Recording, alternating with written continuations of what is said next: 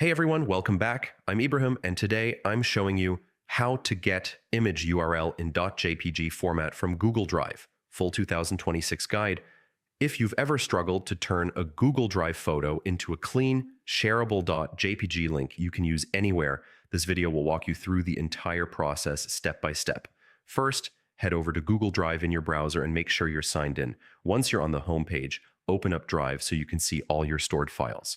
From there, go to the type filter to help narrow things down, especially if your drive is packed with different kinds of documents.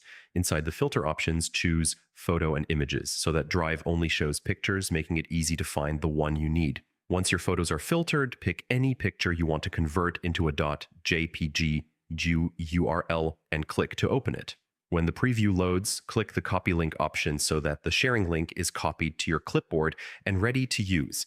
After copying the link, you can open the photo in a direct viewer to confirm how it will look once it's converted into .jpg format. When you're done checking, simply press OK to close the viewing window and you'll be ready to use your link anywhere you like. And that's the full process of turning a Google Drive image into a clean .jpg URL you can share or embed online. If this tutorial helped you out, don't forget to hit the like button, subscribe to the channel, and tap the notification bell so you never miss a new guide.